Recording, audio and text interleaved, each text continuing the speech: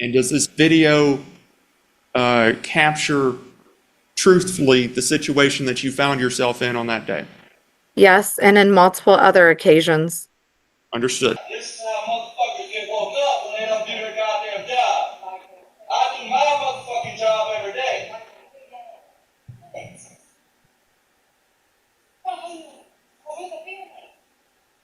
This motherfucking family's gonna learn what life is like. Or they're gonna get the fuck out and go to their goddamn dads. See this shit right here? This is pigs. This is fucking slop right here. Being evil, I'm just letting you know. Motherfuckers ain't gonna ride for free. That ain't how life works. You don't run around town eating good food all day, come home, cook a big meal, and leave a big goddamn mess in the fucking kitchen. So I came home from the bachelorette trip and he was going on a rage. Well, prior to that, he had left me. One of the times he had financially cut me off was I was about 45 miles out from the house, and he had emptied the account to where I had no gas money to make it the rest of the way home. And my parents had afforded me the money so I could make it back home from the bachelorette trip. And then I get to the house, and then he's accusing, I believe it was like $4,000 when I got in, that was stolen from his truck. Well, I physically wasn't there over the weekend, and it escalated on that conversation because I said, who would steal $4,000? I wasn't here. Well, I said the kids wouldn't do it. Well, he's like, I think he mentioned a ghost. Well, then it was a GD ghost that did it then or something. And I said, Michael, that's the craziest thing I ever heard. For one, he always sleeps with his keys. He never lets his vehicle keys out of his possession. He's does that with his phone and his keys. So you don't get them out of his arm's reach. And so the conversation escalated, at which he kicked the living room table at me, the side table, and then as A side table, you said? yes. And then Okay. as I tried after that incident, I tried leaving the house so I could go to the sheriff's department because he became very, honestly, that was probably one of the worst night. Well, it was the worst night that I had had with him. And I knew that it wasn't, I knew his temper, and I knew it was worse that night than what I had honestly previously had seen it. And so I tried to get out by saying I was going to go to the Dollar General and take the kids with me so I could go on the back side of the sheriff's department. And he wouldn't let us leave without him. And he said, I'm going to go. We're all going to go together as a family. And so then I started to go to the Dollar General, and we went there together, and there was multiple interruptions on that trip in the short duration that it was for us to get to the Dollar General. We went and got out of the Dollar General, and then I stuffed the keys in my bra because I knew him, because when he gets angry, he takes off with my keys. So I'd put the keys when I got to the Dollar General down in my bra, and he was wondering where the keys were at, and I knew what that was going to entail because, like I said, as soon as usually he got angry, that was what he resorted to, was taking my keys from me. And so I had just gotten smart at that point after previous multiple experiences with that. And then we got back in the car and we headed back home. And then the kids were in bed. I got the kids into bed. And then he got verbally aggressive again. And then we split off. I went to the bedroom with Connor and Scarlett. No, I didn't have Scarlett at that time. I'm sorry. It was just Connor. Connor was in our bedroom. And he came in there and he basically told me that, to the best of my recollection, because it's been a while for verbatim wording, but basically that he was sorry, that wasn't Michael. Michael didn't say those things, and Daddy's sorry. And then he proceeded to put himself upon me, and Connor was right there. I told him I didn't want to do it because Connor was right there, and no. And then he says, you come out now or I'm going to wake him up. And so I didn't want Connor to be woken up. And I went out there, and then he proceeded to try to take my bra off. And when he tried to take it off, my bra broke. And then I wanted to get away, and he told me to follow him into Connor's bedroom because Connor slept with us or with me that he slept in our bedroom. And so he told me to get into Connor's bedroom, and then that's when he put himself upon me. And that's,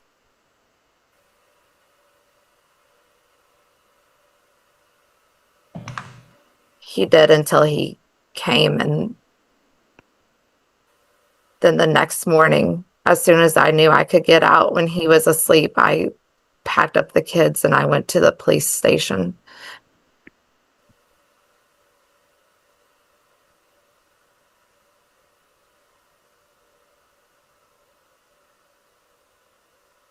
Thank you, Ms. Thomas.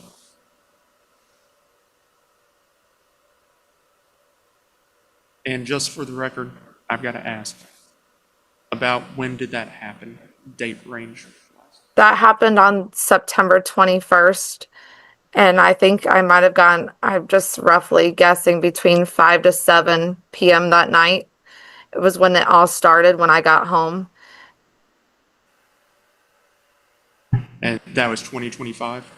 Yes, sir. Scarlett had been born. Yes, sir. All your other children were in the home as well. All but Scarlett, because Scarlett was with my parents, sir. But all the stepchildren were in the home. Yes, sir.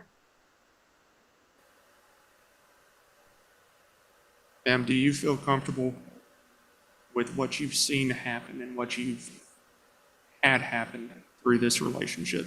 Do you feel comfortable with Mr. Thomas being able to take Scarlett to Tennessee and having Scarlett around him without anyone else around? No, sir. You understand that he's the father of Scarlett. Yes, sir. You understand that he may very well at some point have clear visitation with Scarlett. That's this court's judgment call to make after hearing it. Yes, sir. At this point in time, do you believe that Scarlett knows exactly who he is? No, sir. Would you be willing to, in some way, facilitate telephonic calls between the child and father? Absolutely. Your parents, I know there's an order of protection in place, right? Do you believe that your parents would be willing to facilitate those phone calls so that the order of protection isn't violated and Mr. Thomas isn't going through any sort of violations in that manner? Absolutely. Any sort of in-person visitation that may occur between Mr. Thomas and Scarlett, would you feel comfortable with that happening in Tennessee, or would you prefer that it happen in West Virginia? In West Virginia, sir. Do you believe that Mr. Thomas has been stable enough to show that he can handle Scarlett without anyone else being around? I don't believe so, sir. And since Scarlett has been born, has Mr. Thomas been in a position to handle Scarlett for any extended period of time without anyone else around? Can you ask that one more time, please? Of course, yes, ma'am. Since Scarlett has been born, has Mr. Thomas been in a position to take care of y'all's daughter by himself without you or some other person around as an adult? No, sir. So There he's never had to do that. no, sir.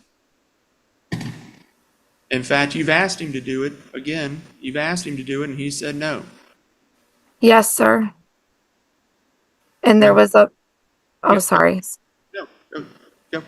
There was also a part of my reasons for her safety as well during the duration of our relationship after she was born. On a few of the times that he thought it was some funny game to try to, I don't know, obtain a reaction out of me. He thought it was funny to hang her upside down by her feet as when she was a couple months old, thought it was hilarious to give her beef jerky, Slim Jim sticks in her mouth. There was a time that he gave her whole milk out of the jug thinking it was funny. as well as there was another occasion where he tried to give her bites of a oatmeal cream pie cookie.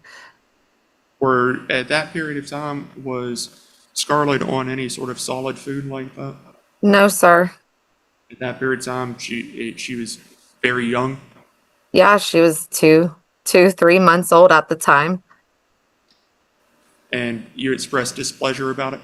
Yes, sir. It made me irate because you can't do that to an infant.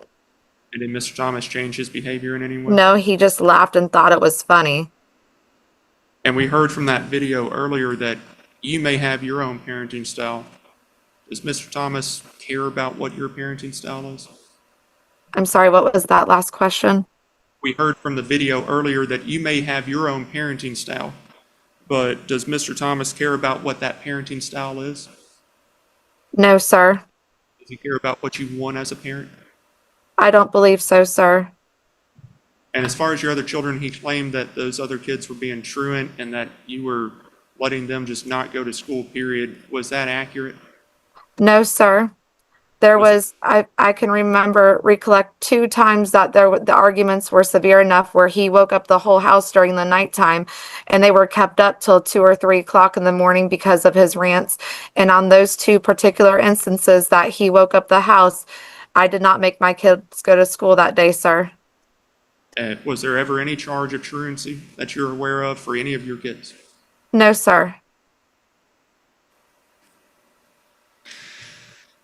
At this point, should this court order visitation, are you asking to start off with purely telephonic visitation? Yes, sir. After that, should there be any sort of in-person visitation, would you ask that that happen in West Virginia? Yes, sir. Would you like for that visitation to be supervised? Absolutely, sir. Obviously, I there's. believe you've asked her that more than once. I apologize. And for the financial aspects of things right now, are you asking the court to maintain what is there financially for you? Can you rephrase that? I'm sorry. You're getting the $1,500 he's paying for the expedition and the insurance. Are you asking the court to maintain that as of right now? Yes, sir. Those counsels may have a few more questions for you. Thank you, We're ma'am. going to take a mid-morning recess. Oh, I'm serious. I'm fucking serious. This is a goddamn slop hog pen, and I'm not having it no more. Michael, Connor is sleeping. Wait, you're not setting an example right now. You're just being a douchebag. A douchebag. Alright. Here's a douchebag. Making a mess. And that's what they do all goddamn day is make fucking messes. Now motherfuckers wanna go live with their dad? They can fucking go. Michael, wait. If they wanna stay here, they're gonna have chores. Michael, Fuck, he's about to get up. why would you do that to a child, Michael? Think about it. Dude, Don't it's do time that. to get up. Do you see the sun? Do not do that to children. They don't deserve to wake up like this, Michael. Stop it. Why not? You're not sending them to fucking school.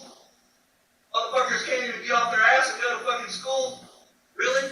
Michael, So what's the purpose of that? please stop. I'm about to go take a fucking shower. It doesn't matter. You don't sit here and you don't act like this. Now, when you got truancies living in my fucking house, I have something to say about that. That's called breaking the fucking law. What's the excuse?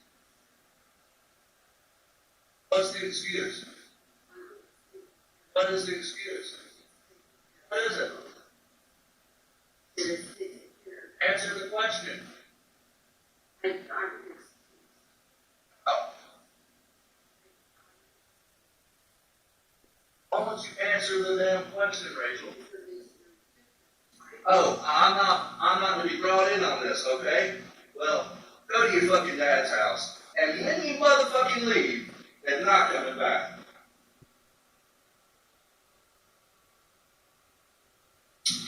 This ain't how I'm gonna live. It's one of the night Michael we're at a club.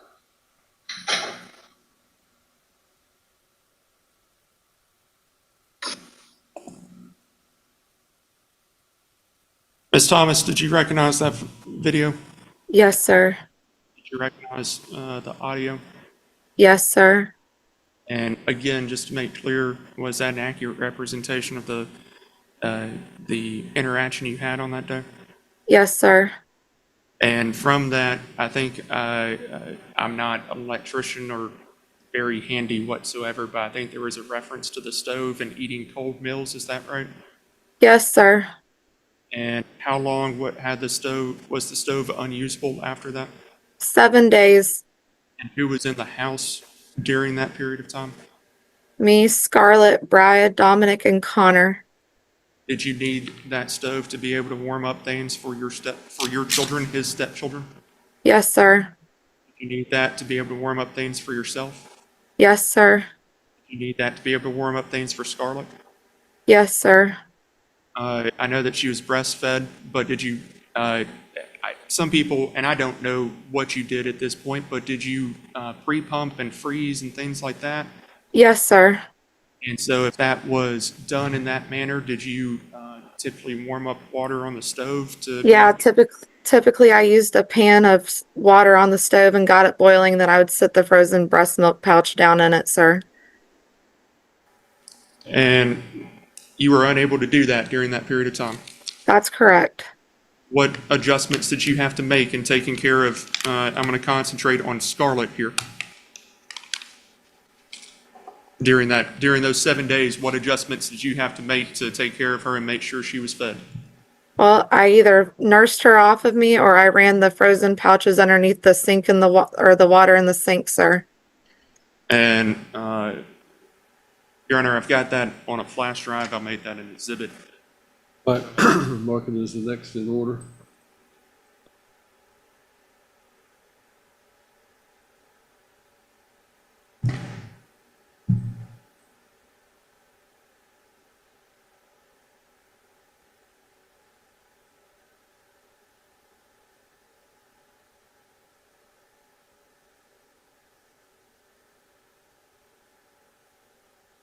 Just making sure the court was ready. I apologize.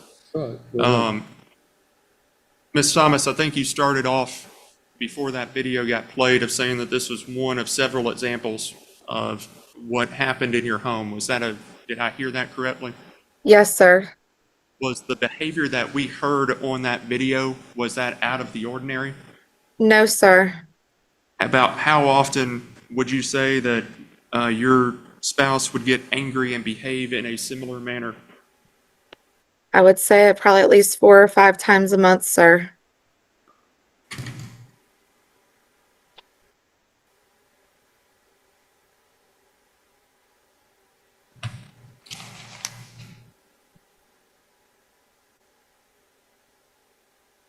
Did you feel safe before you separated from Mr. Thomas?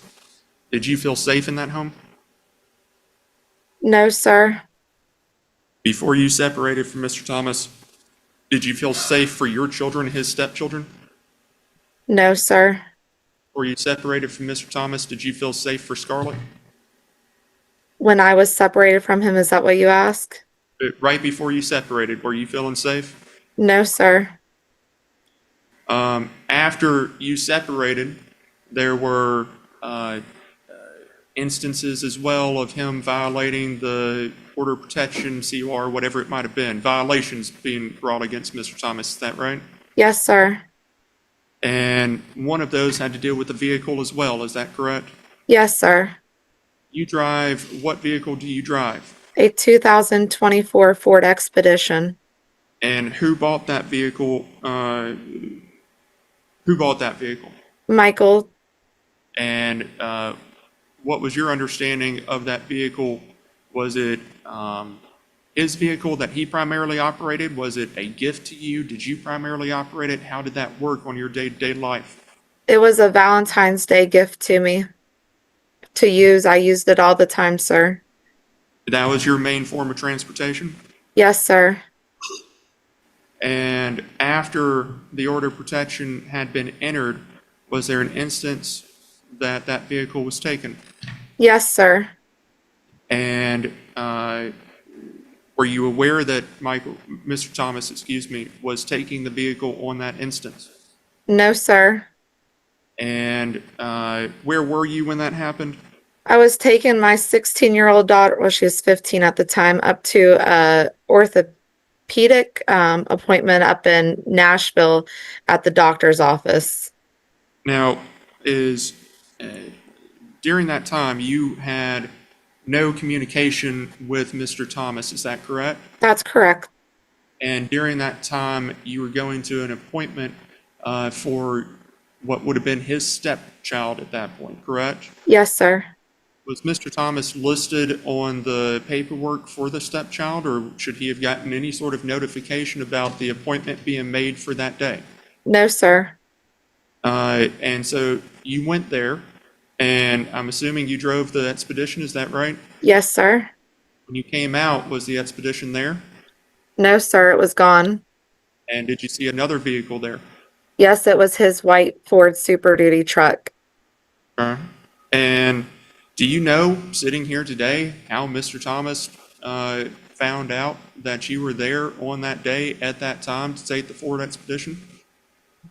Back into the criminal, when I was there at the criminal court in March for his set of charges, the prosecutor, I believe it was the prosecutor, had told me that he located.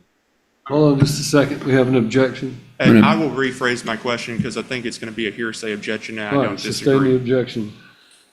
Ms. Thomas, I'm going to ask you a different question real quick, okay? Okay. Don't tell me what the prosecutor said or anything else. Okay. When you walked out of the appointment that day, did you know how or why Mr. Thomas knew where you were to come and steal that Ford Expedition from your No, possession? sir. Did that cause you concern? Yes, sir. Was there anyone else with you when you were going to that appointment? Yes, it was all of us. I think Connor was with us. So it was Bria, Dominic, Scarlett, and Connor. We were all there. So at that point in time, again, this was a vehicle that you had used to transport the stepchildren and the biological child at issue. And that Yes, was sir. and that was taken from you, right? Yes, sir.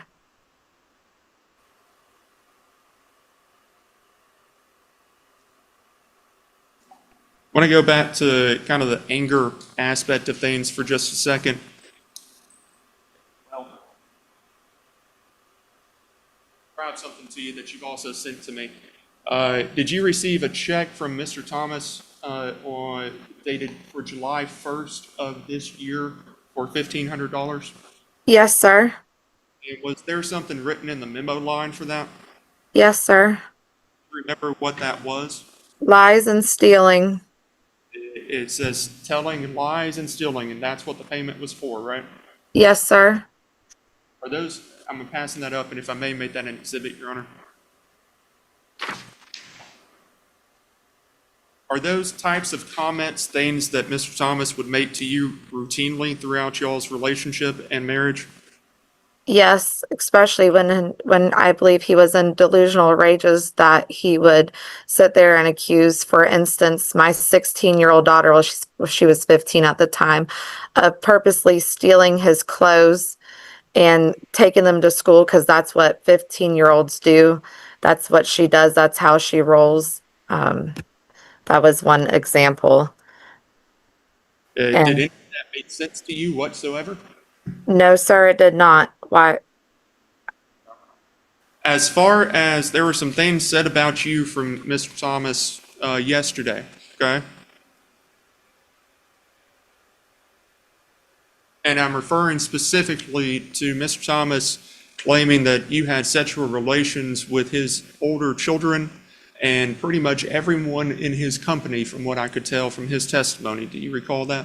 That's what he stated, sir. Yes. Did you have sexual relations with, well, let me back up. How many older children does Mr. Thomas have to your knowledge? He has 5. And who are they? So the oldest one, I believe, there's Nadia, there's Dalton, there's Ethan, there's Chris, and there's Devin.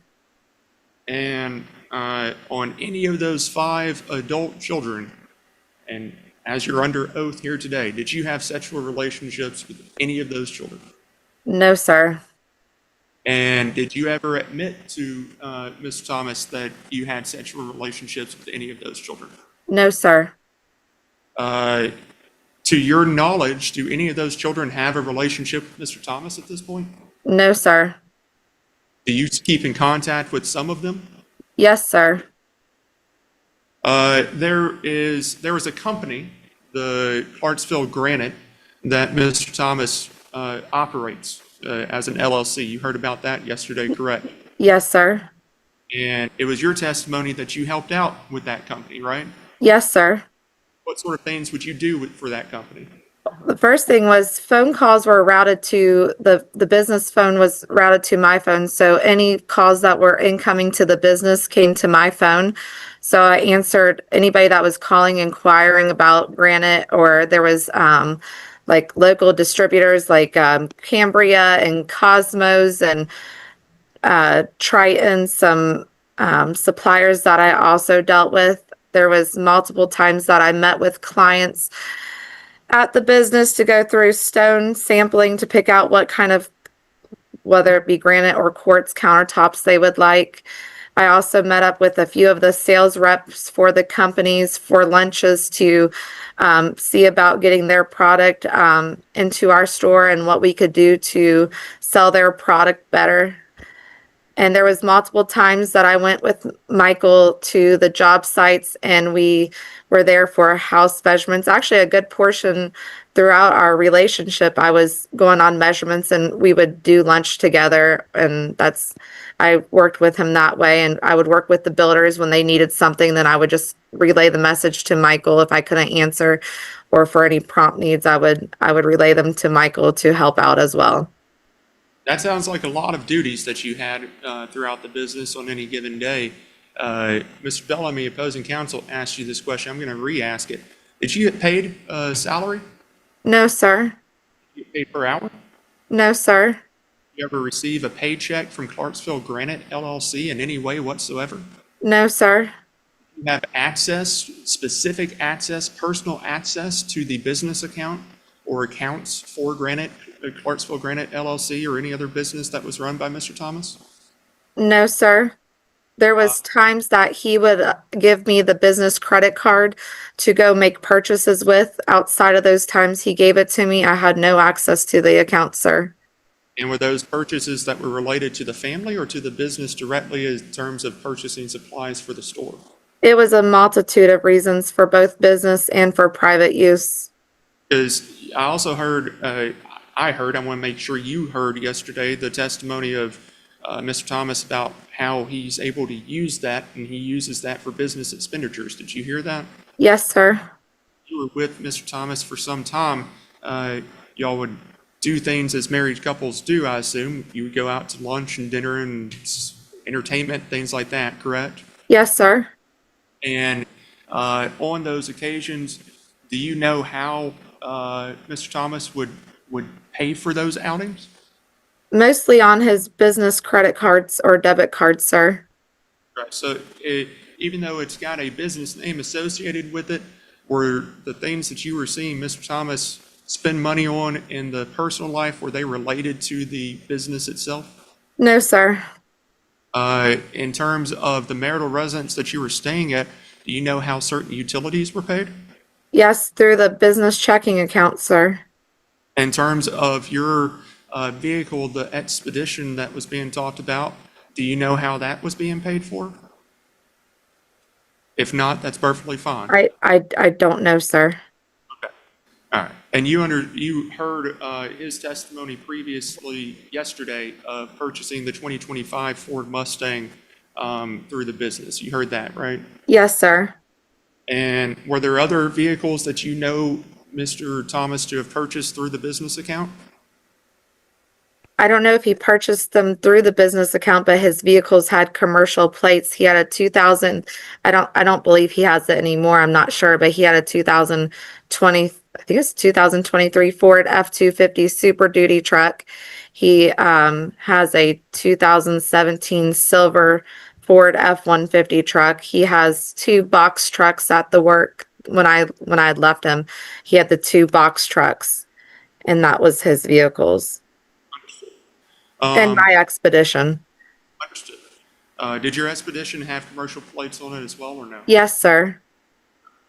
And well, strike that question. I apologize. Going back to the business, I've got to ask this uncomfortable question too, Ms. Thomas. It was insinuated that he had to fire the entire, I believe, cabinet department, if I recall correctly, because there were sexual relations that you had with the entire cabinet department. Do you recall that testimony? Yes, sir. Was that in fact true? No, sir. Did you have relations with any of those individuals? No, sir.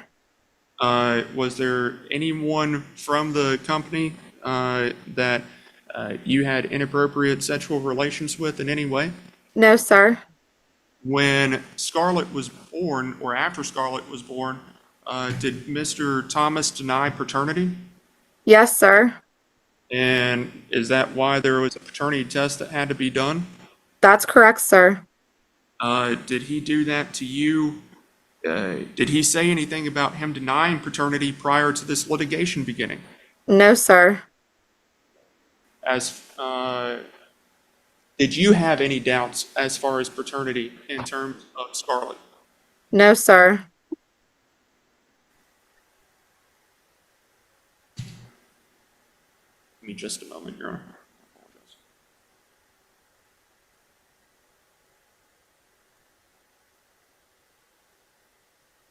There were questions made about this adoption process as well. I believe you stated at one point that you had spoken to friends who or people that were associated with Mr. Thomas. Did I hear that correctly? Yes, sir. And do you recall their names? Yes, Tammy and Roger Daniels. Tammy and Roger Daniels. And that didn't go through as far as the adoption, right? That's correct. And did you continue to talk to Mr. Thomas about the adoption after that fact? Yes, sir. And did Mr. Thomas ever indicate that he would sign adoption paperwork? Yes, on 2 different occasions, he had told me that if I would sign divorce papers, he would sign the adoption papers. And then when I was at his sister's house for the bachelorette party, he also, with her on the phone, stated that if I would agree to sign divorce papers, and walk away with nothing, he would sign the adoption papers. Those were the words that Mr. Thomas spoke to you and to his sister at that point. Yes, sir. And did you sign the divorce papers? Did you agree to walk away with nothing from this marriage? No, sir.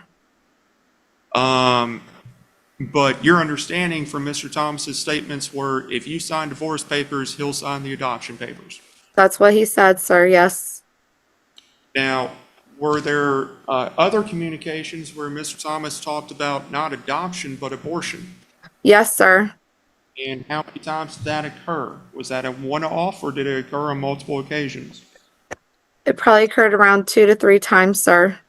And can you recall what sort of conversations Mr. Thomas had with you about potentially having an abortion prior to that child being born? Yes, when I was in Texas in the summertime, that's when I figured out I was pregnant when I took a pregnancy test on that trip. And I had called him to let him know the news. And that was his response, was to abort it. That was the immediate response. Yes. There wasn't any happiness or jumping for joy or anything like that? No, sir. It was just immediately, this child should be aborted. Yes, sir. Did you agree with that position? No, sir. What was your response to that? I was really sad. I did not want to do that. And so that's when my mind immediately went into versus that, finding a family that could provide the environment that the child needed. Now, Ms. Thomas, you have in your care and custody multiple children. You are a mother. Yes, sir. Why did your mind go, as you said, why did your mind go to the adoption side of things? Because of the amount of times that the abuse was occurring, it was becoming more frequently due to the erratic behavior that was occurring at that time period of locking himself in the bedroom for multiple hours and withdrawing himself from the family. And there was a highly concern on my end for being able to provide this child the stable home life that it needed to succeed in my eyes of what I wanted it to have versus what I wasn't going to be able to provide it given the circumstances of being in our relationship. In terms of, and I think you've mentioned this a few times, I meant to ask you about it before and I neglected to, so I apologize. You stated that Mr. Thomas would lock himself away for multiple hours. Was that a frequent occurrence? There within the last few months, several months of our relationship, sir, yes. And who was left to tend for Scarlett and the other children in the home during that period? I was, sir. And you were doing that while you were pregnant at that point. Is that a fair enough statement? Yes, sir.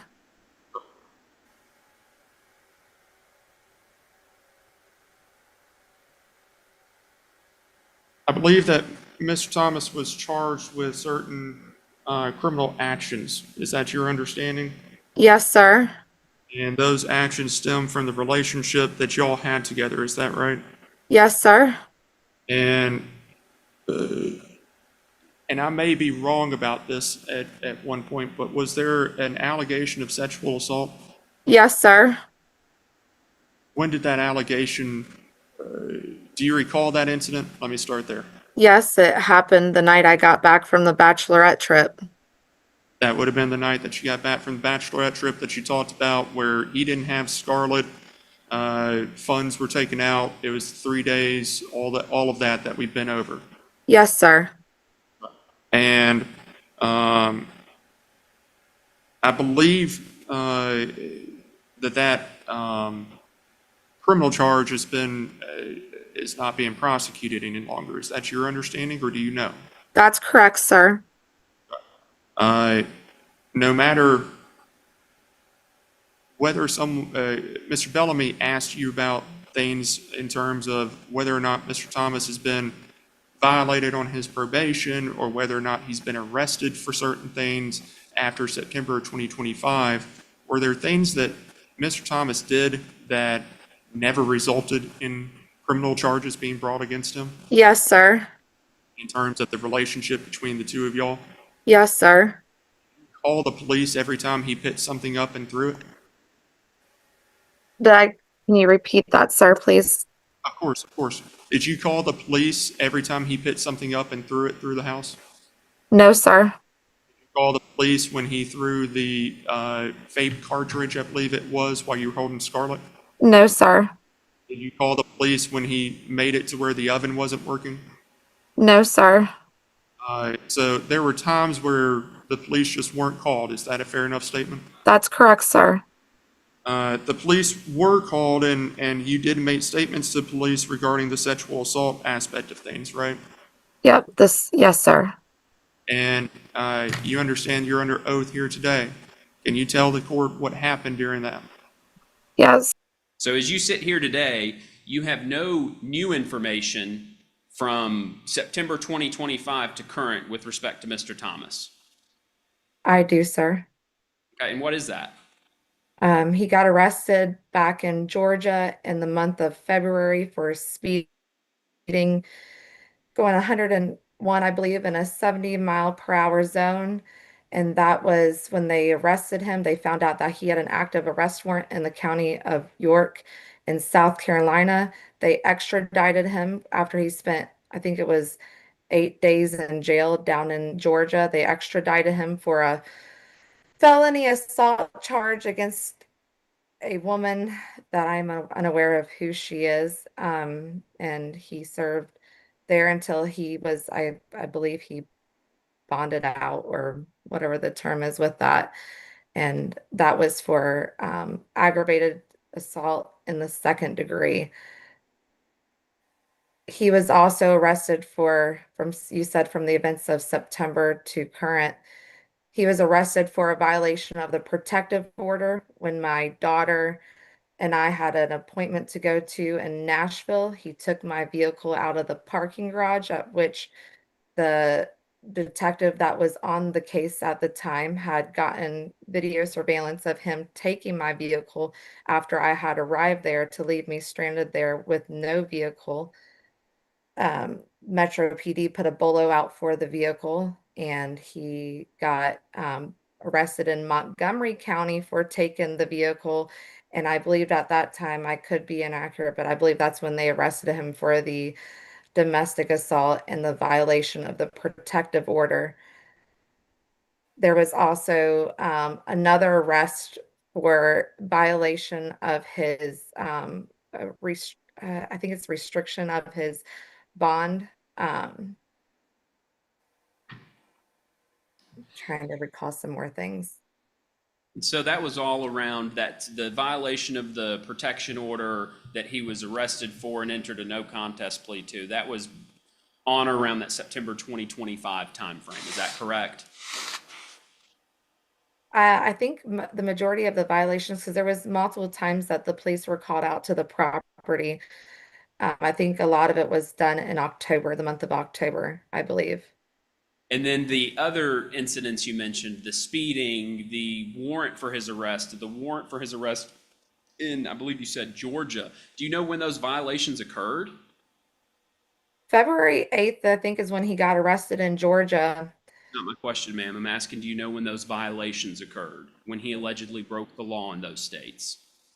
If you can give me a minute, I can pull it up if I'm asking, you want me to give you exact dates. when those were?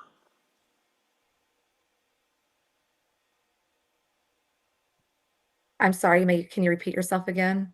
Thomas, I'm asking if you have personal knowledge as you sit here right now, not without looking at anything. I'm asking if you have personal knowledge of when those violations allegedly occurred. February 8th was when he got arrested, Thomas, best to my recollection. And February 16th was when he got extradited to South Carolina. I request the court direct her to answer my question. I'm not asking when he was Ms. arrested. Thomas, you need to listen to what he's asking. He's asking you if you know, when is it alleged that he actually violated the law that led to those warrants being arrested? Not when he was picked up, but when, Oh, how old were the charges is I think what is being asked. If you know. If you don't know, that's okay. I want to say April 17. I just can't recollect the day. Well, rather than look at something that we can't see, you just need to answer from your memory. If you have That's- memory. That's my memory, sir, is April of 2017. April of 2017. Yes. That was before you met Mr. Thomas, is that correct? Yes, sir. Before you had children with Mr. Thomas, is that correct? The video cut off. I'm sorry. What was that? Okay, that was before you had children with Mr. Thomas, is that correct? The April 2017. Yeah, because we were not together, sir.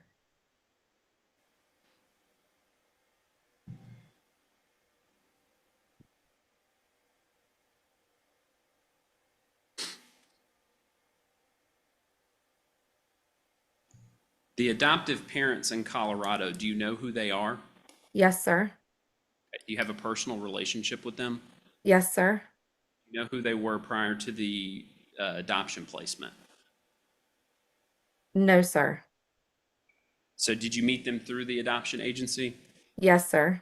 Let's make clear, those are potential adoptive parents. This court is of the opinion, and I have ruled that this court has jurisdiction over the custody of that baby Thomas, and that in this court's opinion, that Colorado does not have the authority to grant an adoption. So when we refer to those folks out there in Colorado, they are potential adoptive parents. They are not adoptive parents. Thank you, Judge. I'd also, at this point, I know we're going down this line of questioning. I'm just going to. Is your microphone on? It still? is, Your Honor. Okay. I'm just going to. Thank you. That's right. I just wanted, you can pull it there closer so that Ms. Thomas can hear you. So. I also might be just height-wise too far away from it, but when it comes to that, I'm just going to object to the relevance of what we have going on here. The court's already entered a stay as far as the issues of that child that's going through the adoption. I think it's well established at this point that adoption proceeding is going on, but in terms of what we have here today, I don't think that it has any relevance. Let me make clear one thing. This court today is considering what sort of parenting plan that I should put down in this case. And there's no question, the parties have conceded that I have the right to make a parenting plan for Scarlett Thomas, who is the biological child of these two parents. I have deferred to an interlocutory appeal on the question of jurisdiction to avoid any kind of long-term issues, but I fully expect the Court of Civil Appeals is going to affirm what I have ruled as far as the jurisdiction. I may be wrong. But in this case, we all know what the statutory factors are, and the statutory factors are that I have to consider who should be the primary residential parent, and that's what I'm going to be doing today. And part of those factors are going to be what kind of relationship each of them has with the child that I'm going to be entering an order on, and whether one of the parents has encouraged a healthy relationship with the other parent. And the fact that Ms. Thomas, for whatever reason, is willing to give up a newborn infant, a child of Mr. Thomas's, to some other third parties for adoption is in fact a factor that this court will consider in weighing those statutory factors regarding Scarlett's custody. So I overrule your objection. I think it's highly relevant, and you will be allowed to ask all the questions that you like. Thank you, Judge. Ms. Thomas, we haven't seen any of these documents. These documents haven't been produced to us yet, but you are currently in the state of Virginia or West Virginia? West Virginia. West Virginia. And in West Virginia, you engaged in what's called an ICPC process. Is that correct? Yes, sir. Okay. And in that ICPC process, did you have to identify who baby Thomas's father was? Yes, sir. Did you identify who baby Thomas's Yes, father sir. was? Okay. Did you provide baby Thomas's father's contact information during that ICPC process? Yes, to the lawyer at the time in West Virginia, I did. Okay. Did you ever direct that lawyer to contact Mr. Thomas? Attorney-client privilege again at this point. I don't think she can be asked about communication she had with her former lawyer, so sustain the objection. So it's your testimony, you identified Mr. Thomas as the father during that ICPC process. Yes, sir. Did you make any reasonable efforts to notify Mr. Thomas about that process? There was a protection order in place. And so it's your basis you didn't notify Mr. Thomas due to the protection order. So that the record is clear, do you want to define what the ICPC is that you're referring to? It's the Interstate Compact on the Placement of Children. And that's the process you engaged in when you sent the child from West Virginia to Colorado. And so Yes. it's your testimony as it sits here today that you did not notify Mr. Thomas of that process due to the protective order that was in place. Yes. And there was also a lawyer that was hired on my behalf from the couple that was paid to represent and handle the legal proceedings involving anything that had to do with the father. I am not sure what those legalities are in regards to what they do when it comes to notifying the father or mother at any given case. I followed the instructions and I did whatever the adoption lawyer had asked me to comply with. So you're receiving money from these potential adoptive parents. I have not received money from the potential parents. They've paid your attorney's fees though. They have to pay for the fees associated with the attorneys to be representing on my behalf in West Virginia. Have they paid your attorney's fees here in Tennessee? No, no, sir. But they paid your attorneys in West Virginia. The one that's representing the adoption to help the ICPC to be complied with Colorado. Yes, sir. Do you know how much they paid that attorney? I can't give you an amount. I truly don't know.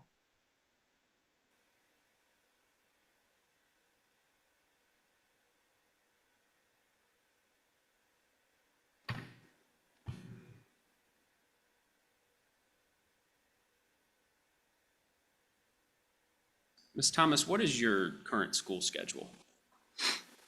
So as soon as the kids go to bed at night, I usually stay up roughly around probably 9 o'clock, depending on what time the kids get into bed, until midnight to 1 o'clock every morning, sir. Your classes are between midnight and 1 o'clock every morning? I can do the scheduling whenever I want, and my time is I do it so I don't take away from the kids during the day. Is whenever they get to bed, that's when I get my schoolwork done. So your schoolwork is done fully remote? That's correct. You don't attend any in-person classes? That's correct. And how many credit hours are you currently enrolled in? Oh, I'm full time. But the way it's broken up is that it's so every 6 weeks we get two new classes, and but we go, it's year round. So like I'm going like right now in the summertime. So it's not traditional where you get like four classes to the semester and you get the 12 hours by the time summer hits. It's you get two classes every 6 weeks and they just renew till I graduate. Do you have any childcare expenses? No, sir. Do you have any childcare expenses? No, sir. So who watches the children if you were to leave the house? Do your parents provide childcare for you? Yeah. Yes, sir. And how often do you leave the house? How often do they provide childcare? Seldomly ever. I'm with the kids 24/7 usually. I mean, if I have to go to the store and on a grocery run, they'll keep them while I go on a grocery run so I don't have to drag four kids out of the house. But for any extended length of time, unless it's I don't know, like when I was with Michael, they took Scarlett for a week and gave him and me some time together after she was born, but outside of like a grocery trip here or there, they don't keep them. And Scarlett was approximately 7 months old when you relocated, is that correct?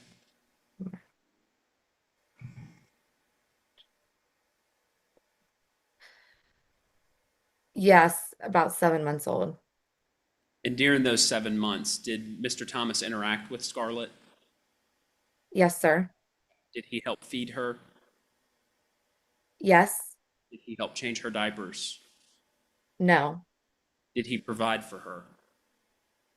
Well, I provided the milk and that's what she drank. Okay. Who bought the clothes? Michael did. Who bought the cribs, the baby furniture, the car seats? Michael did.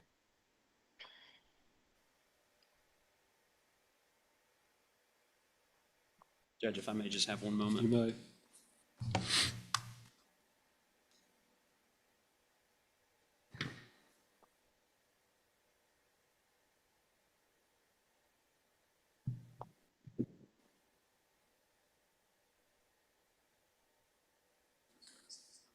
Mr. Kirby, you may examine your client.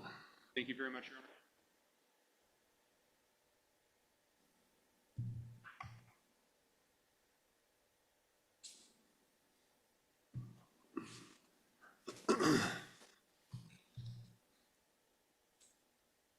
Morning, Ms. Thomas. Can you hear me okay? Yes, sir. Perfect. I'm going to ask you a few questions. Again, I'll reiterate what Mr. Bellamy said, which is if you can't hear me, don't understand me, it cuts out, just let me know, okay? Okay. All right, so you relocated to West Virginia after there was an order of protection filed, is that right? Yes, sir. Okay. And there was an agreed order that was also entered, is that your understanding? Yes, sir. And that agreed order read that through the final hearing of the divorce, the wife and minor child are allowed to relocate out of the state of Tennessee to an undisclosed location of wife's choosing due to a well-founded fear of physical abuse against the wife and minor child, correct? Yes. And it also stated that the parties have agreed to extend the existing order of protection and reserve the hearing on the appeal to be heard in conjunction with the final hearing of the divorce in this matter. Is that correct? Yes. And this is also what allowed Mr. Thomas to return to the marital residence at 1790 Cedar Creek Road, Van Leer, Tennessee. Is that correct? Yes, sir. Okay. And that was signed off on by this court on November 3rd of 2025. And shortly after that, you relocated to where you are now. Is that a fair statement? Yes, sir. Um,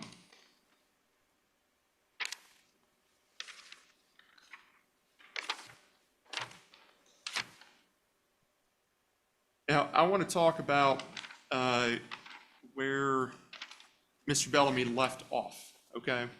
Okay. You weren't employed during your time in the house with Mr. Thomas, were you? No, sir. Aside from child support, during your time of being in the house with Mr. Thomas, did you have any other form of income coming in? No, sir. And truthfully speaking, child support's not really income, is it? You're being paid because that's what is court ordered for you to be paid so you can provide for your other children, right? That's correct. And as far as your other children, give the court a breakdown, how, not the children that are involved in this case, but what other children do you have? I have a 16-year-old daughter named Bria, a 14-year-old son. His name is Dominic, a 4-year-old named Connor. Or your name Connor, okay. And would you agree with me when I say that there's more to being a parent than simply paying for things? Yes, sir. On a day-to-day basis in your home, who was the person providing things that were not financial? I was, sir. As far as it relates to Scarlett, let's concentrate on that for a second, okay? Uh, Scarlett, I believe you insinuated was breastfed, is that right? That's correct. So obviously you were doing that, that's physiological, that is what it is. In terms of when Scarlett cried at night and needed a diaper change, who did that? I did, sir. In terms of bath time, who was primarily in charge of that? I did, sir. As far as going and getting the clothes that were being purchased for Scarlett, who was in charge of that? I was, sir. In terms of taking the child to medical appointments, who was in charge of that? I was, sir. In terms of taking the child out to have any sort of outing, who was primarily responsible for that? I was, sir. Were there any conversations with Mr. Thomas during the time that y'all lived together that gave you pause in terms of his willingness to care for Scarlett? Can you repeat that question? I'm so sorry. No, you're perfectly fine, ma'am. Were there any conversations between you and Mr. Thomas during the time that you were living together and Scarlett had been born that gave you pause about Mr. Thomas's willingness to care for the child? Yes. Can you give the court an example of that? Yes, there was multiple times that I would ask after he would get home from work to please help her, like hold her while I was cooking dinner. And he was not willing to hold her because he wanted to sit in his chair and not be proactive and help me with her. There was a time that I had asked him after she was born to watch her so I could go to his sister's bachelorette weekend, and he was not able to take care of her. A lot of times during the rapidly deteriorating relationship that I had with him, he was in no shape, way, or form of being able to care for a child while he was locked up in a room for multiple hours on multiple occasions. And I'm going to stop you right there and I'm going to go over some of those, okay? I'm going to start where you started, which was that there were times where you would ask him to take care of Scarlett when he got home and he said no. I'm paraphrasing there, but that was essentially your testimony, right? Yes, sir. You were here yesterday when Mr. Thomas was testifying before this court under oath, right? Yes. Did you hear his testimony where he was glad to have the child thrust into his arms? Every day at 6 p.m., he stated. What was that, And he ma'am? also stated every hour and a half in the, I'm sorry. You were cutting out every day at 6 p.m. He stated that he was given Scarlet, and then every morning, an hour and a half in the mornings before he left for work, that he would take care of her while I got things done. And from your experience, was that an accurate summation of what was going on in y'all's marital residence? That was further from the truth. In terms of getting the child up and ready in the morning, who was doing that? That was me. In terms of getting the child ready for bed and reading bedtime stories, doing bad time, putting on pajamas, who was doing that? I was. Now, you talked a little bit about there was a period of time where you went to his sister's bachelorette party, I believe is what you stated. Did I get that right? Yes. And where was that bachelorette party at? So we went to his sister's house. It was in Dallas, Georgia. Okay. And during that time, how long were you going to be gone for? It was the weekend, I believe. I might have left on a Thursday or Friday and then returned on Sunday. So what we're talking there is potentially, at most, a Thursday night, Friday night, Saturday night, 3 nights that you would have been gone, correct? That's correct. And you, as Mr. Thomas's spouse, asked Mr. Thomas to take care of Scarlett? Yes, sir. And what was Mr. Thomas's response? To take her with me. And did he give you a particular reason why he was unwilling or unable or incapable of watching his child for at most 3 nights? No, sir. Where you were going to a bachelorette party. Did you take Scarlett with you? No, sir. What happened with Scarlett during that period of time? I met my parents and they took care of her for that weekend. Okay. And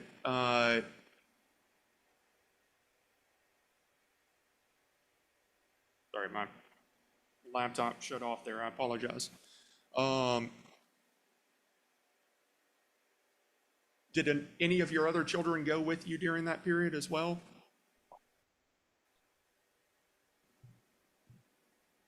Ms. Thomas, can you still hear us?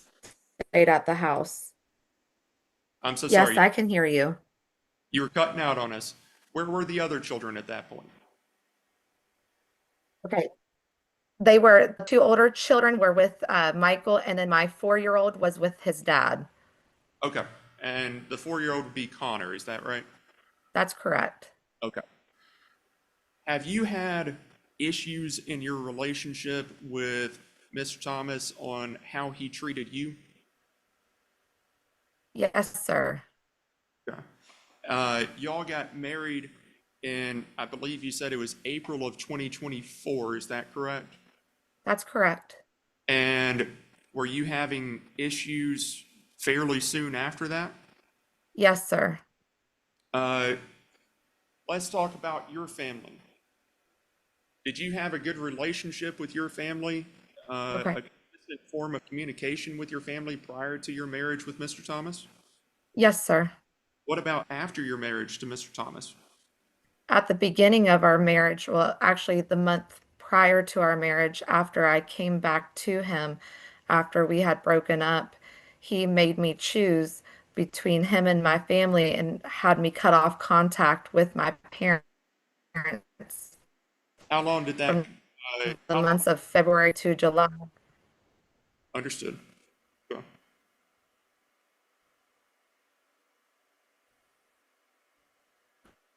From February to July of 2024. From February of July of 2004? 24, okay. I said 2004, I meant 2024, I apologize, thank you for correcting me. Was there times where Mr. Thomas would leave you stranded in some way, shape, or form? Yes, there was a multitude of times that he left me and or the kids with me stranded. Let's take maybe a lesser part of this, but was there a time in December of, on or about December 12th where he did something to the residence? Yes, December there was a period of time in December of 20, it was 23. It was right after we first met. We met in September of 23. In December of 23, he had left me stranded at the house for 3 days. He took the keys, my wallet, my cell phone, shut off the Starlink Wi-Fi, and left me there at the house with my 4-year-old with no way of getting out of the house. Is On it? the 4th, I'm just I laying a don't think it's foundation, relevant if it's prior to the marriage. just laying a foundation for this one. I'm moving past it I very understand, quickly. but she knew what had happened and she still married him, so. Well, let's talk about something that happened during the marriage. Was there a time that you went to Virginia in December of 2024? Virginia in December of 2024. Yes. Yes, sir. And what happened while you were in Virginia in December of 2024 after the marriage? After the marriage, he had basically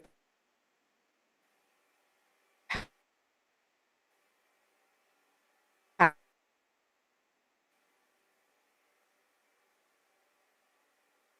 up all that time. And Ms. Thomas, I'm going to ask you, is there another area of the residence that you could maybe move to see if we get a better internet connection? Because it is difficult to hear you at this point.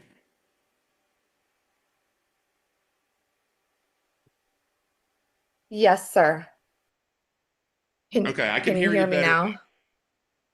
Yes, yes, ma'am, I can. Okay.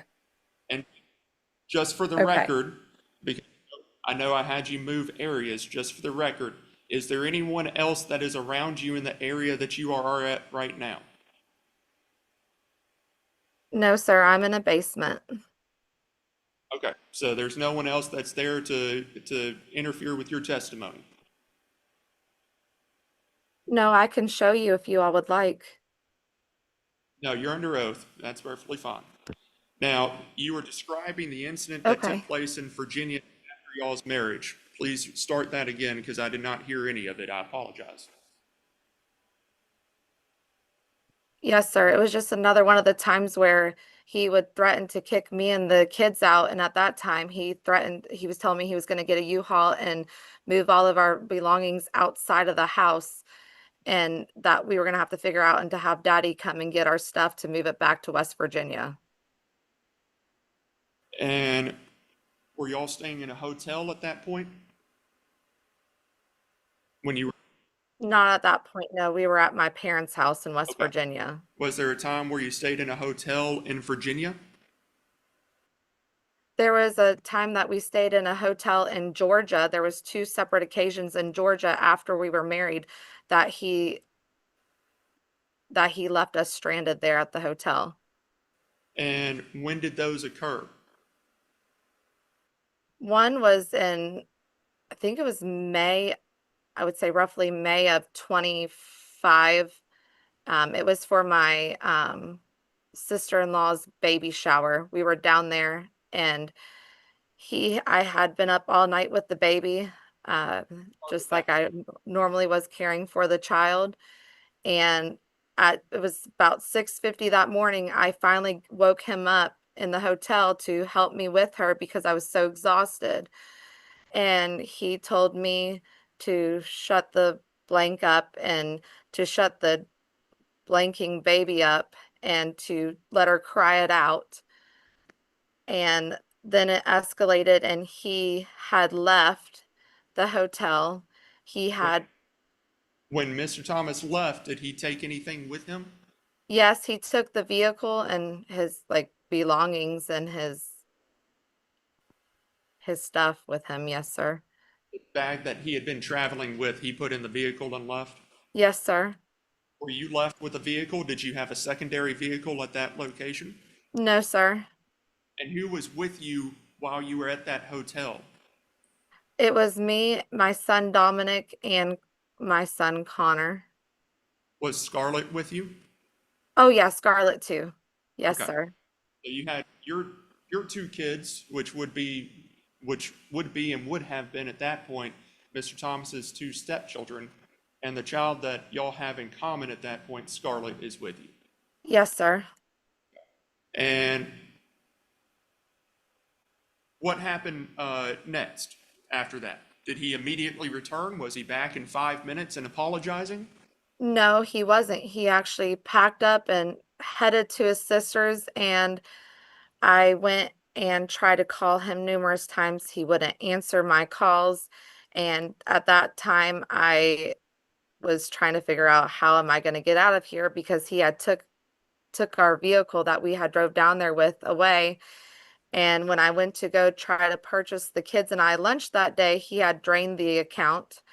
And so we had no money either to purchase anything while we probably sat in the hotel lobby that day, probably about 2 to 3 hours, because in the meantime, thankfully, his sister was able to talk him into coming back and dropping off the vehicle so she could drive him back so he wouldn't leave us stranded. And to be fair, what had you had asked to go anywhere that day or go see a site with the children or anything like that? Yes, I wanted to go to the Georgia Aquarium. And is that what sparked this incident with Mr. Thomas?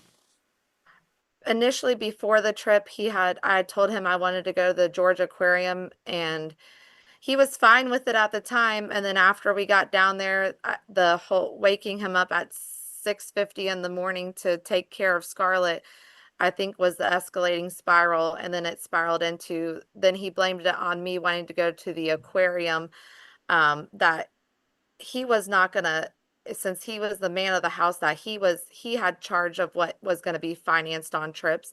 And the aquarium was not one of those items that he was willing to finance. And that was his reasons for shutting off my ability to pay or to get our food or anything, was because I went against what he said and about going to the aquarium. And when you say that you tried to purchase lunch for you and the children, were you going to a steakhouse and having a $300 lunch? No, sir, I was at the hotel with no way to get anywhere, so I tried to DoorDash us some lunch. And is that when you found out about the funds being insufficient? Yes, I went to go check out and the card was declined, and that's when I found out he had zeroed out the bank account. Did you end up getting lunch that day? I did, sir. How did that happen? My parents sent me money. And you went down there for his sister's baby shower, if I remember correctly from your testimony. Is that right? That's correct. Did you go to his sister's baby shower? Yes, sir. You said that there was another incident as well. When did the second incident take place that you referred to? Yeah, so there was another incident where I went down there for his sister's bachelorette party, And when about did that occur? September of 25. Understood. So this was not long before everything filed with the order of protection, separation, things like that. Is that correct? That's correct. Okay, so were you going back to Georgia? I was going back to Georgia, yes, to the same one that had the baby shower. Okay, and uh, tell us a little bit about what happened when you were down there for the bachelorette party. So I go down there, and prior to going down there, he had he had went the prior night, when I had asked him to, well, not even the prior night, it was prior to even leaving that I'd asked him to take Scarlett, and he said no, and he was willing to keep the two older kids there, but to Well, me, let's back up for a second. This was the start, this was the time that you had talked about previously where your parents kept Scarlett because he was unwilling to for those 2 to 3 nights, right? that's true, yes. All right, and so you go down to Georgia at that point, and what happens when you're in Georgia? He cuts off the funds to the bank account the morning that we were supposed to do things for the bachelorette trip. Were you providing certain things for his sister, considering it was her bachelorette trip during that period? Yes, sir. And what sort of things were you providing? Well, I was in charge of, I was gonna pay for her half of her spa, like her spa day, because no one makes the bride pay for her stuff. And then we were going out to dinner and I was gonna be paying for her meal as well. And had you talked about that with Mr. Thomas ahead of time? Yes, sir. And was Mr. Thomas in agreement with that prior to? Yes, yes, sir. And did you actually check the bank account at some point and to make sure there was money in there prior to going to Georgia or while you were in Georgia? Well, the money was in there until the morning I left. I believe I was getting gas that morning and my car was declined. That's when I noticed that there was no funds available in the account and he had withdrew everything. And so you were able to check that, you saw that. Yes, sir. That was far different than what it was previously. That's correct. Um,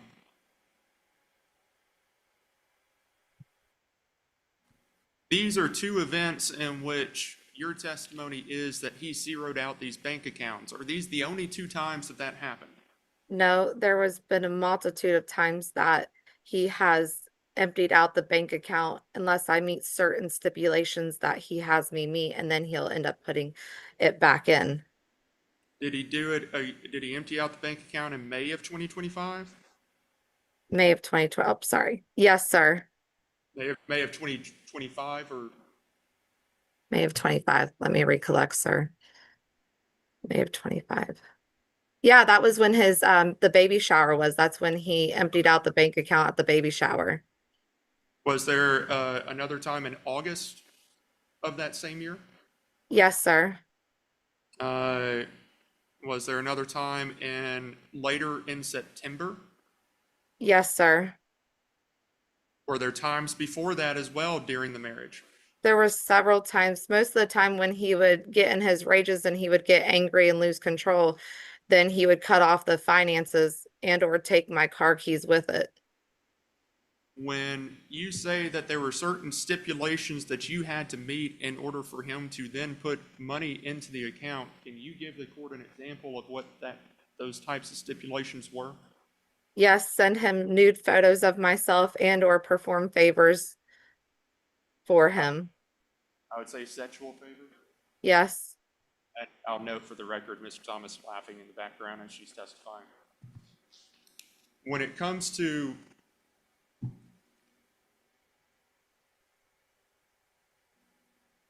obviously, we've been over the financial aspect here during y'all's marriage. Let's talk about the personality that you're dealing with, okay? Okay. In terms of the personality you're dealing with, was Mr. Thomas an easygoing guy? There was at times when he was okay. Yes, sir. And what about the times when he wasn't? When it wasn't, it was really bad, sir. And what sort of things would be happening at that point? He would break things. He would cuss and go into rages, and I say verbally and emotionally torment me. And he would also, at one of the times, he had cleared out the freezer and took all the belongings in the freezer in the truck as a form of punishment when the house wasn't cleaned.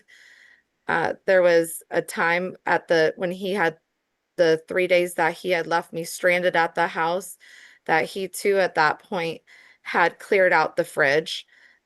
There was a time which I believe we have the recording, where he took the oven cord and ripped it out of the wall and left us without a working oven for 7 days because the house wasn't cleaned right after I had Scarlett as well.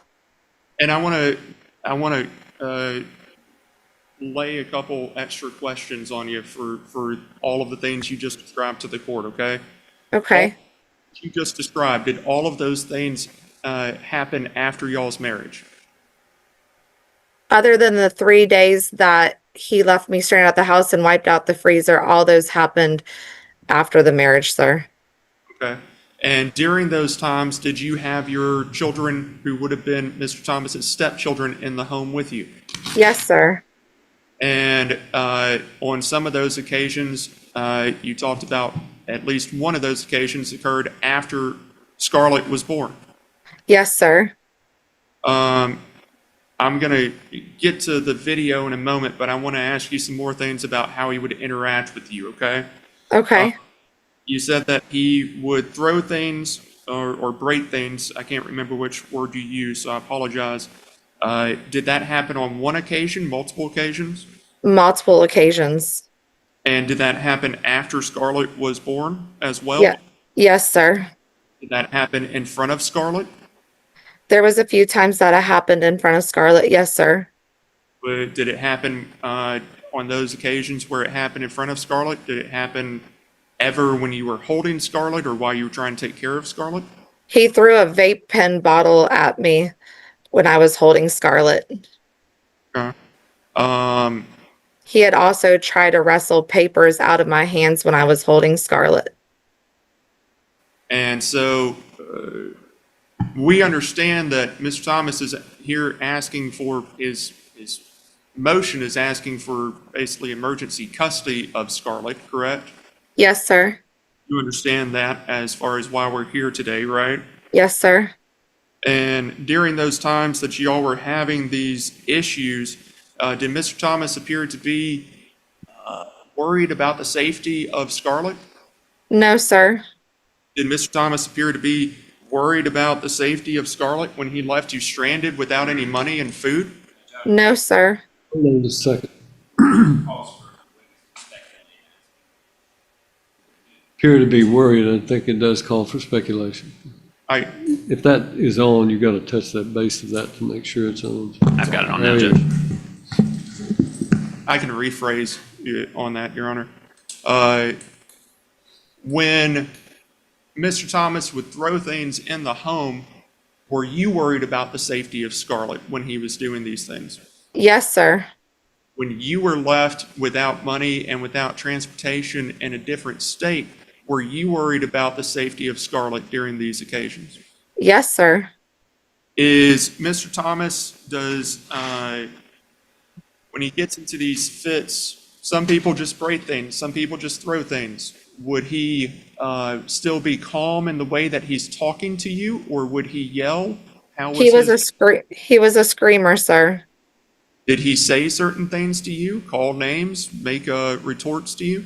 I always got called an abundance of names, sir.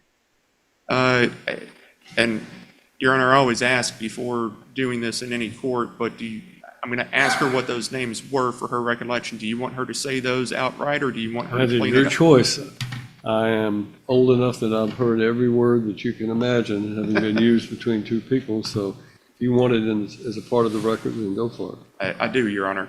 Ms. Thomas, I know that it might be awkward and it might not be what you want to do, but can you give us examples of names that Mr. Thomas would have been calling you? I know it's childish, but can I please spell them? I do not like to cuss. You can clean them up however you need to. Okay. CUNTBITCHADICK, spear chucker. Well, the horror word. Let's see.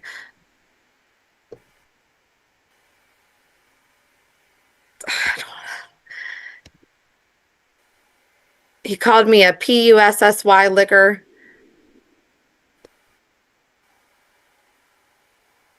And I know this is, I can tell from your face that this is a little bit of a struggle for you, so I'm going to stop you there, okay?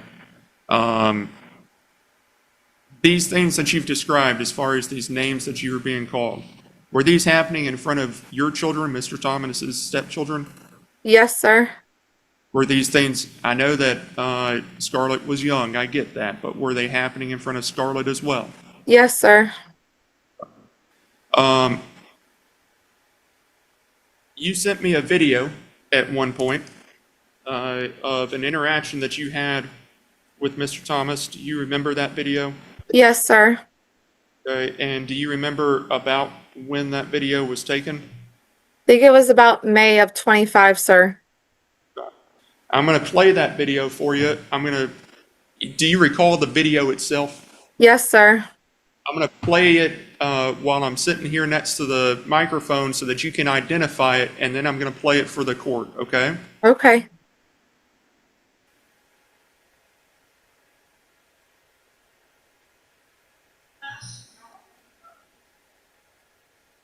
This is how motherfuckers get woke up when they don't do their goddamn job. I do my motherfucking job every day.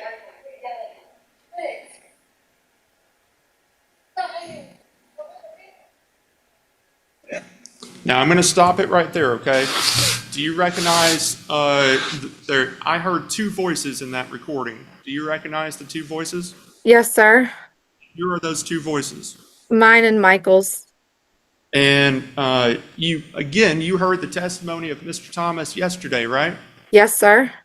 And he was a little bit evasive when this video got played and said that it might have been his son because his son sounds exactly like him. Do you remember that testimony that I'm paraphrasing? Yes, sir. He said it was his son, Dalton. And have you interacted with Dalton? Yes. And does Dalton sound like Mr. Thomas? No, sir. Do they have two very distinct voices to you? Yes, sir. You are under oath here today. In terms of percentages of how sure you are that this is Mr. Michael Thomas, your spouse, in this video. I'm going to object to that line of questioning, Judge. Asking her, for one, I don't think she's a voice expert. Two, to state a percentage that she is certain that this is his voice versus her voice, or versus the son's voice. I just don't think that's appropriate. A technical process that you can determine a percentage of certainty that someone is. She says it's him, she says it's him. Understood. I was just going through. I apologize. Now I'm gonna restart this video. And to be fair, is there anything specific about the actual video portion of this that you sent me, or is it mainly just the audio? It's mainly the audio, sir. Okay.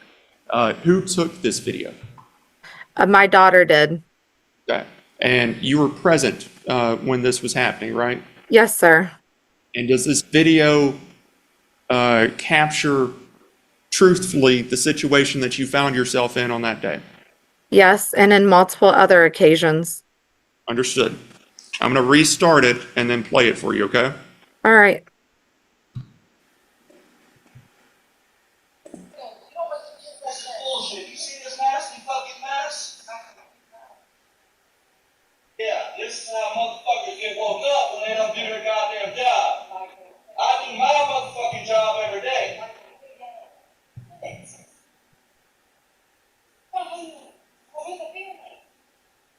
This motherfucking family's gonna learn what life is like. Or they gonna get the fuck out and go to their goddamn dads. See this shit right here? This is pigs. This is fucking slop right here. And being evil, I'm just letting you know. Motherfuckers ain't gonna ride for free. That ain't how life works. You don't run around town eating big food all day, come home, cook a big meal, and leave a big goddamn mess in the fucking kitchen. They are sleepy. They gonna wake the fuck up. No! Yeah. Motherfuckers can't go to school, they can clean the goddamn kitchen. This is not how we raise the kids. Oh. Maybe not how you raise them, but this ain't even right, man. I got up in the morning and I knew. I seen this shit. Matter of fact, I done took the fucking detail off the stove. That stove don't work no more. This house, all we cooking is cold motherfucking meals so we can learn how to help clean. Since before we begin, let me just ask this question, and I'll allow your lawyers to ask it as well. You understand, Ms. Thomas, that that Mr. Thomas is asking to be made the primary residential parent for Scarlett and for the baby Thomas as well, but we put a pause on that. And my question would be, and you might want to address it with Mr. Kirby, assuming for the sake of this discussion that I find that Mr. Thomas should be the primary residential parent. You understand that? Let's assume for this discussion that I make him the primary residential parent. How often would you want to see Scarlett if she lived primarily with him? Oh, as much as I could, sir. Okay. That's what I thought. We'll take The courtroom heard a disturbing child safety allegation involving a very young infant. According to the accusation, the man allegedly held the baby upside down by the feet and gave the infant foods and drinks that the mother considered inappropriate for such a young child. What made the allegation even more disturbing was her claim that when she objected, He allegedly laughed instead of taking her concerns seriously. The details immediately raised serious questions about the child's safety and the behavior taking place around the infant. As the allegations were presented, the courtroom was left to consider just how serious these accusations were and what consequences could follow.